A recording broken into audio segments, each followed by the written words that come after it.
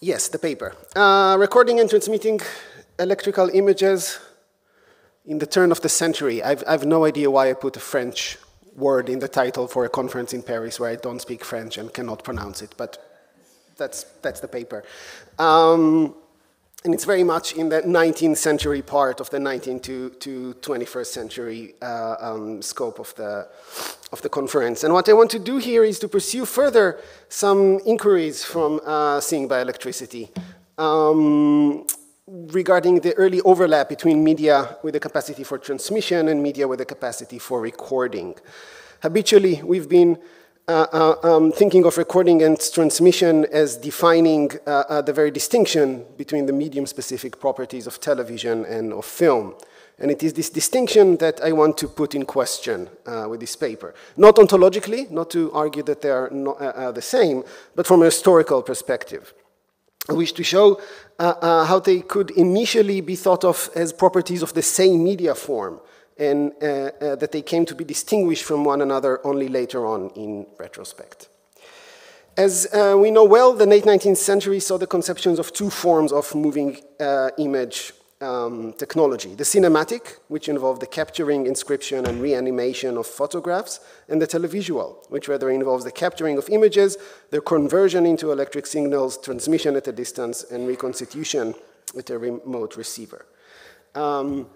An example that I like a lot from, I think, June of 1880 from Scientific American, where on the same volume you can see, if you have really good eyes, you can see an item about Edward Maybridge's demonstrations of projecting animated photographs with his zoopraxiscope, and 2 pages later, you can see a news item about a selenium camera that allows for seeing by electricity using selenium as a light-sensitive element that could convert images to electrical signals. So the same summer, both media have important kind of landmarks in their respective history. Commentators who witnessed the development of the two media forms around this turn of the 20th century often understood them to be conjoined or complementary. Numerous early technological imaginaries involved assemblages that allow for the recording of transmitted images or for the transmission of filmic images. Central figures in film history, from Thomas Edison to Dziga Vertov, likewise envisioned an eventual compound form that will introduce televisual capacities to the cinema, what Anne-Catherine Weber, who is here, described as a composite and heterogeneous media that are in themselves more than one thing. Yet in most later historiographic works on cinema and on television, the two media are said to have developed alongside distinct trajectories. In the many of the so-called pre-cinema narratives we have, we read about magic lanterns, optical toys, and chronophotography, but not about those various light-sensitive cells and transmission apparatus that has been crucial to realizing the earliest TV technologies around the same time. Indeed, only with the 1990s emergence of what we came to call new media, it became common to regard this break in the separation between recording and transmission as a specific property of digital media. Crucially, the few notable cases of media scholars who have proposed novel observations about the relations between cinema and early ideas of television grounded their own claims, too, in distinctions between the ontological traits of the two. William Uricchio has offered a critique of the linear trajectory, which comes to consider TV as a post-cinematic medium. He stresses how the two media actually concern competing temporality of simultaneity and of storage. In a similar fashion, the pioneering media archaeology of Siegfried Zielinski distinguishing between the cinema and television based on their temporal characteristics. Zielinski writes, "The two interesting targets of the projects of film and of television's respective development were poles apart, since in the contradiction to the preservation of images for the purpose of processing and presenting them in the cinema, the lineage of television is concerned essentially with overcoming spatial distances without any loss of time." interesting to read about the loss of time in light of the last comments. Accordingly, Zielinski calls chapters in his book Vanishing Point Cinema and Vanishing Point Television with a question mark. Now, I don't disagree with his observations about the properties of cinematic storage and television transmission. But I am interested in tracing how historical trajectory can also be sketched out not relying on such dualities. What if we consider these distinctions as something that in fact obscures crucial dynamics and play in the emergence of the two media? Can archaeological perspective on moving image media's temporality, intermediality, and imaginary conceptions offer an alternative account that cuts across the divides of storage and transmission? In other words, instead of considering these two vanishing points of cinema and of television, I'm interested in a different optical analogy, thinking about the stereoscope, and thinking about what if we can look at both lineages of cinema and television simultaneously, so the two vanishing points appear blended together and forming something of a three-dimensional picture of media history. To do so, I want to show a possibility with a case study, one that is very much indebted to the work of André Lange here, who made this phenomenal text available on his site and partly in translation too. An 1893 booklet writing by former Prussian officer Maximilian Plessner on the eve of Edison's introduction of the kinetoscope. The title of this booklet, A Glance at the Great Inventions of the 20th Century, The Future of Electrical Television. I'm going to use the word television here, although it's somehow anachronistic, because Plessner is using the German word that we are still using today, Fernsehen, to use another language that I don't speak. It is worth mentioning that Plessner discusses multiple devices around this title, and he also uses the term telectroscope to refer to what we call today television. So this is kind of a larger category, and this becomes meaningful in a second. The book is neither strictly technical nor a literary work. It presents itself as a resource that intends to inspire and inform further inventions in the field of image transmission. As such, it includes reports on the past and current scientific experiments with transmission of images, as well as notes on further possibilities of such media forms. By the time Plessner published this text, ideas about moving image transmission have been entertained for about a decade and a half. And like many other commentators of his time, Plessner starts his text by imagining television as a complement to the telegraph and the telephone that would work in conjunction with existing networks and offer visual dimension in addition to long-distance communication capacities. Likewise, the technological schemes that Plessner draws inspiration from come from telegraph and telephone apparatus, and particularly from Alexander Graham Bell's invention of the photophone, a wireless telephony system that uses a selenium cell to convert sound to electric current and transmit them in the form of rays of light. Following the design of this photophone, Plessner envisioned television to comprise of a camera obscura with a rapidly rotating scanner and a light-sensitive selenium cell at its focal point. As in many other technological schemes of his time, Plessner relies on the photoconductive properties of the selenium, a material that alters its electrical conductivity proportionally to the amount of light that is shone on it. This way, a selenium cell in the camera device can be used to convert, so to speak, the discrete area of the captured image into electrical signals, and brighter portions of the captured image would result in more electric light that is then transmitted by wire to a corresponding receiver device. In the receiver device, there is a magic lantern that is connected to the wire, projecting light through a synchronized scanner connected to the transmitting apparatus. So far, this description might come across as familiar from quite a few other early publications about prospects of television. Yet outside of proposing a design for the emergent media technology, Plessner's text also offers what we can read as sort of a real-time archaeology of television. Not only it places television in relation to other existing media, telephone, telegraph, camera obscura, magic lantern. It also offers speculations about its future and thinks about uses and alternative configurations of the medium, including several really radical ones. Plessner openly admits that his proposal for the television technology might fail. And indeed, according to all historical record that I saw, he was never involved in anything remotely successful with the medium. But as he notes, experiments with such technologies are still worth the time and effort, since they will inevitably lead to other technical possibilities along the way. Explicitly holding to Darwinian perspective on technological development, he is just as interested in the future of ancillary discoveries and offshoots, inventions that might emerge from experiments with image transmission in the prospects of television itself, and in many cases is even more interested in them than in television.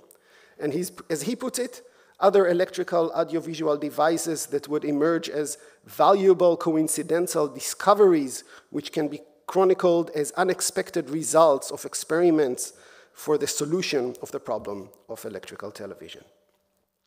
The Great Invention booklet thus includes description of no less than 12 futuristic media and technological combinations that employ in novel ways these selenomagnetic principles, the photoconductive properties of the selenium self. Television is only one of them. Plessner considers many possible uses for television beyond the telephonic configuration of two-way point-to-point communication. He's also anticipating mass media practices like broadcasting of news reports, races, parliamentary debates, and so on. He sees electrical long-distance transmission of material as a promise of democratizing culture and arts, foreseeing that in the future the transmission of stage performances from the world's best theaters will reach masses all over small provinces. Yet the technological properties that promise to make television possible, this ability exactly to represent light and sound in electric current, opened further possibilities that Plessner was as interested in exploring, including the conversion of different phenomena to one another. He speculates about a technology that will visualize sound by means of creating photographic record of light reflecting from a vibrating telephone membrane. He also muses on the prospects of a counterpart device that converts images to sound that would make possible by connecting a television transmission to telephone receiver. It will indeed be possible, he writes, to make thunder visible as a sequence of light appearances, and lightning could be made audible as a bang. Nevertheless, what Plessner considers to be the culmination of the coming developments in media technology, a most excellent of all passable made-man instruments, in his words, is not a transmission technology, but a recording apparatus that he called the hyaloscope. That's Greek, which I hope I pronounce correctly as well. The hyaloscope was conceived for the capturing and unleashing of ephemeral light and sound phenomena. That is, much like Edison's initial idea of the kinetoscope, the audiovisual combination, which Plessner was familiar with from the time Edison promised to exhibit it in the Chicago exposition. But the hyaloscope is radically different from Edison's film apparatus. It was not a photographic medium, but an electrical one. It was not to function by capturing and reanimated photographs. What Plessner conceived was a telecroscopic recording apparatus. The technical principle in the hyaloscope is simple. If television technology allows for visual information to be transmitted in the form of electrical signals, then the signals themselves may be recorded photographically, right, creating photographic record of the electrical signals. In Plessner's description, the hyaloscope would consist of a series of selenium cells that convert light impressions to electric signals. But instead of transmitting them as in a TV system, the hyaloscope would inscribe them on a glass cylinder coated with photosensitive material in the form of a spiraling band of lines of varying transparencies. And it's worth mentioning that Edison's original idea of the kinetoscope also took the form of a cylinder. In order to view the visual recording in Plessner's design, the cylinder would have to be lit from the inside, so that through these paralleling lines around it, varying amount of light would shine onto a corresponding selenophotographic playback instrument. This instrument, in turn, would reproduce the image, projecting it onto a polished plate the size of a theater curtain. Way, way bigger than what Edison was thinking about at the time, still thinking about a peephole machine, 1893. As Plessner adds, this arrangement would be supplemented with a second cylinder onto which there would be inscription of sound using the same technique, not phonographic, but of light values.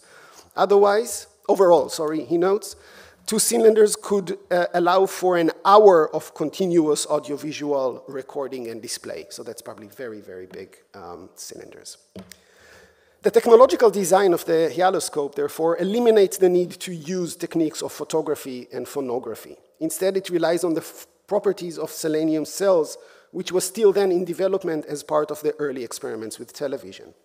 In the hyaloscope, then, it is not the sound and light phenomena themselves that are being directly inscribed, but rather sequences of electric signals that represent the recorded audiovisual information, right? Data about.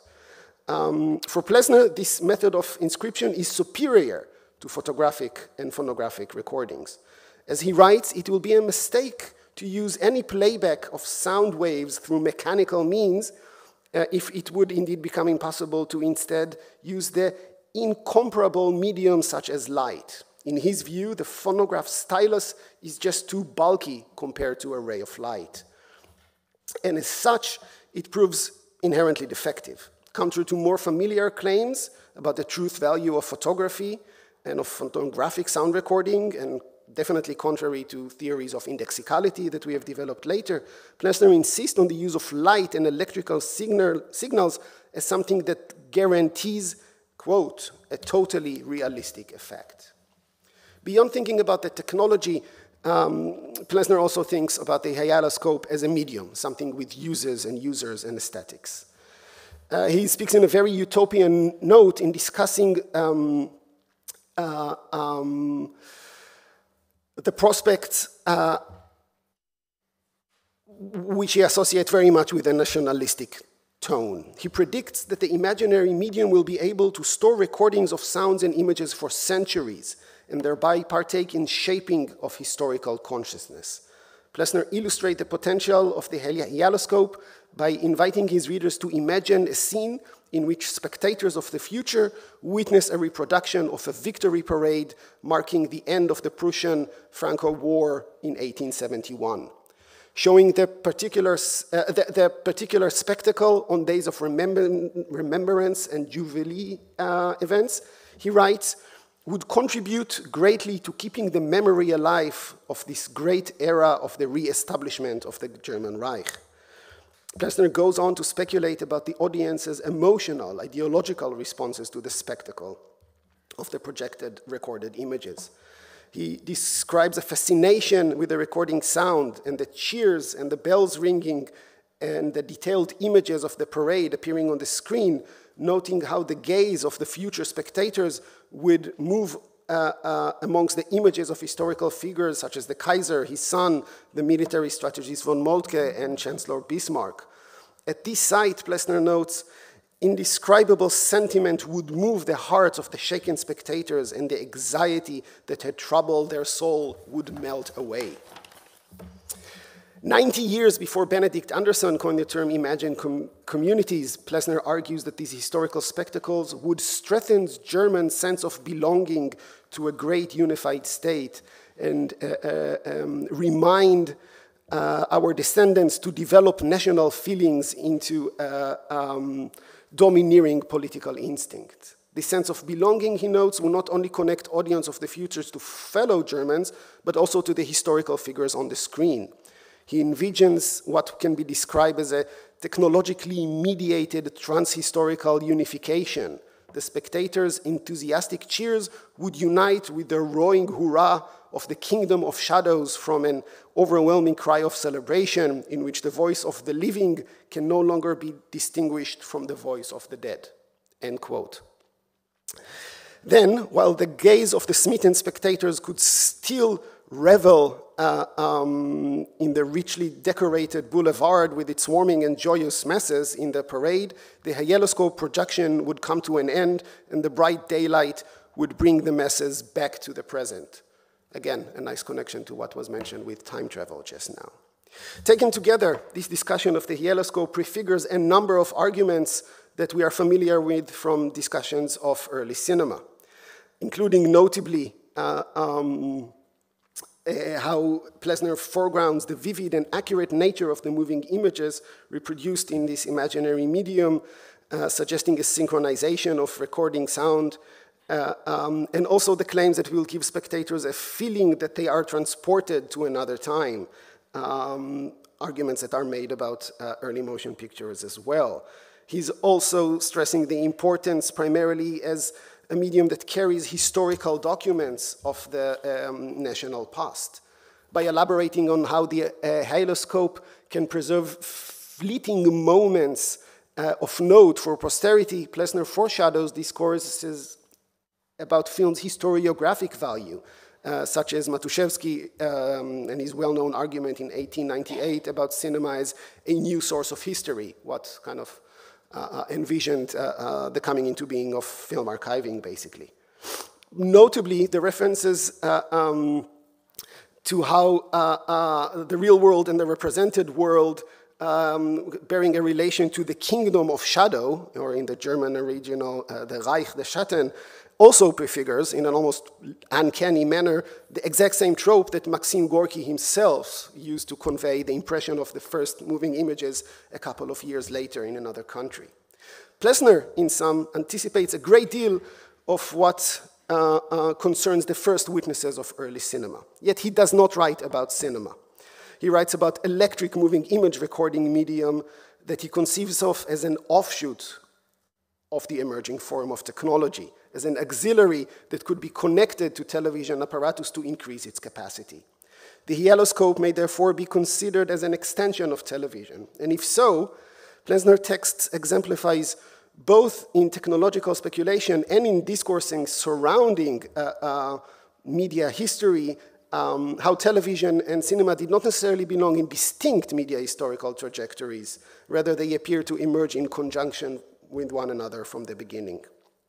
To conclude, Plessner's speculations of 20th century media remain largely unrealized and for many decades overlooked. Yet I would argue that they are meaningful for the study of television today, as they allow us to challenge some of the common historiographic works according to which cinema and television emerge out of distinct technological historical trajectories. As his text indicates, electrical transmission media, such as telegraphy, telephony, radio, and television, has been intertwined with recording media, phonography, and cinema from the very, very early days of their history. Rather than thinking of moving images recording as a development of photography or the magic lantern, he conceives of them as relating to experimentation in what we rather call television. Signals in these views are not ephemeral. They're not made to cross a distance. They're made to remain for long durations of time. In this sense, the hyeloscope may be thought of as an early incarnation of the DVD, where audiovisual information is read by a ray of light, or of audiovisual materials running through a fiber optic cable, or, as André Lange mentioned, simply of the VCR. Either way, this early imaginary medium bears conceptual similarity to a host of old and new technology. It is productive to think of Plessner's notion of motion picture recording in forms of traces of electrical signals from a media archaeological perspective, one that acknowledges the importance of imaginary media, variations of roads not taken, and above all, non-linear temporalities. Such historiographic thinking, in particular, is valued in relation to our renewed interest in the study of early television that we are celebrating today. Scholarly, this interest in early television lags several decades behind the historical turn in film studies and the rediscovery of early cinema in the 70s. But due to these close intermedial associations starting in the 19th century, the more we uncover about the archaeology of TV, the more we can complicate and enrich our conception of the history of film, and indeed of the present mediascape, where once again recording and transmission is being intermixed.